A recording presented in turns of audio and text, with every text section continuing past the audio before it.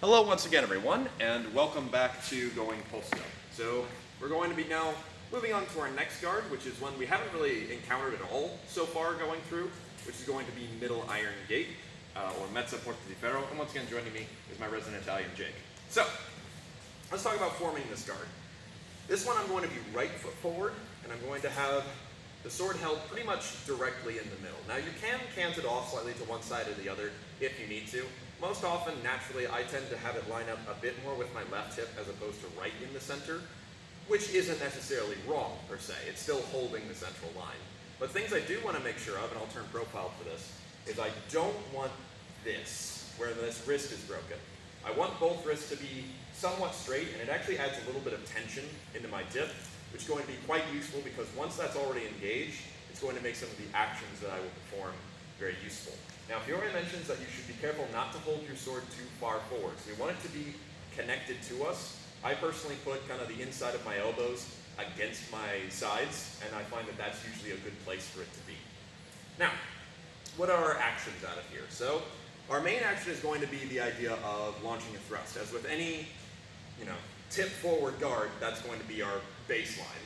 So we have Jake in, normal Porta di Ferro would be great. What I can do from here is, all I'm going to do is I'm going to just push down on that pommel, which is why we kept that tension. If my arms are relaxed, I'll have to engage, then extend, and the thrust will either usually go too high or will be too weak on its extension. Versus if I've already got that tension, with a small accessore, I can launch a quite long-reaching thrust without taking myself out of presence. Even if he engages with me, and we'll just engage for this one.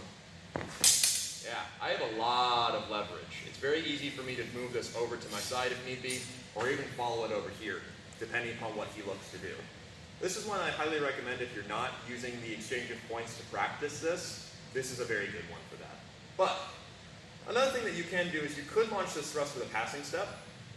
Not necessarily as recommended. I mean, it's certainly something you can still do, but it's going to make you just a tiny bit weaker if you're not doing armor, in my opinion.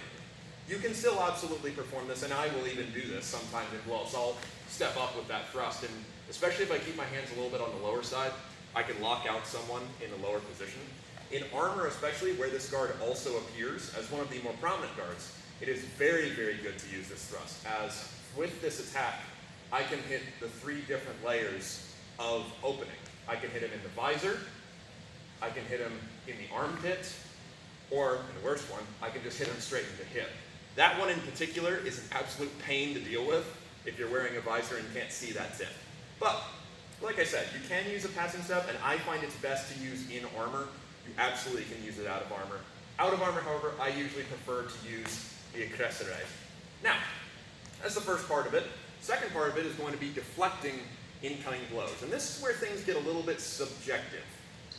So naturally, if I'm holding the middle and he cuts, I have an option, right? Depending upon where his cut comes from, I may have to change what I do, right? In this case, he's throwing definitely a vendrito pendente, so very much from his right side, which means that it'd probably be best for me to go ahead and take this line from underneath, but that may not always be an option. He also used a decent amount of offline movement.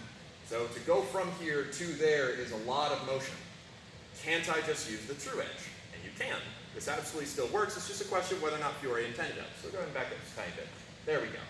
So our easiest deflection, the one most people will be familiar with, is the same one that we're going to see out of Dente del Gingaro later.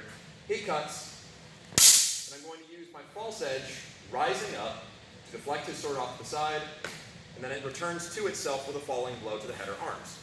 Very simple, very useful, it's great. However, since we're so centrally located, and as I said, he may change things a little bit because people are going to do all sorts of different things, in that situation it no longer makes sense for me to try and go underneath, as even if I do, I'll more often than not bring it into my face. So a true edge deflection, we'll go ahead and have you just step centrally for this one, is going to look like this, where I'm going to bring my edge up and kind of, not sideways, I'm almost kind of doing an up and then slightly in, and that causes it to deflect to the outside, at which point I'm going to return with a falling blow to the head or arms. This still matches the description. Fiore never describes which edge to use. And even in the situation where you say, oh, well, he tends to favor the false edge for deflections, sure. This works too well for him not to probably have used it, at least in my opinion. So, Another instance of this would be now he's using that offline movement.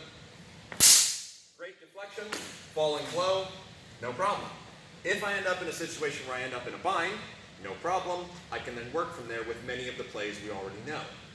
So, those are kind of my thoughts on the two deflections, as well as, especially with the true edge one, you can end up in a great way to close in with somebody. So, cut comes down, step up with the close. Hey, we're in a lot of great opportunities to do all sorts of closing actions that way. Another thing you could, in theory, do from here, though it's more on the this is an option as opposed to a really canonical thing, would be covering into any of your arm wraps or things along those lines. Wherein now, if he cuts, I step up by going through Posta frontale, receiving that blow, and then there's a lot of great options for close range, stuff like disarms, etc. So that's also there, and because of its central location, it's too good not to use. So I'll show that one slowly one time, wherein I'm going to cover. I basically just go into Posta frontale, and as soon as it meets, now I can choose where I want to go. Usually it'll lead to the inside, and then a blow and thrust and all that great stuff. You can do as you know well at that point. But that's pretty much going to be it for Mezzana Porta di Ferro in regards to attacks it does. We got our thrusts, both armored and unarmored version, though you can use both. And then we've got two deflections and possibility of closing. So now, and another thing, actually one more on that, is that if you want to, it's very easy to fold into left finestra from here. So if someone is particularly stepping out to the side, you can also catch this quite nicely. But that's more of a cover as opposed to an action out of it, so I'm omitting. But now let's talk a little bit about attacking it, which is the final bit that Fiore mentions about this guard. He says that in order to attack this, it is very dangerous because you have to enter into the close range game. So what he means by this, go ahead and you take Mezzana Porta di Ferro. From here, in order for me to get at Jake, because he has the ability to deflect, I really need to not only be bringing my right foot forward with a passere on my pendente, I need to also be making sure that I'm getting him to make a choice. Rather than fight me out here, where he has all the control, I need to make him worry about my sword and pass in with enough that his cover gets smaller.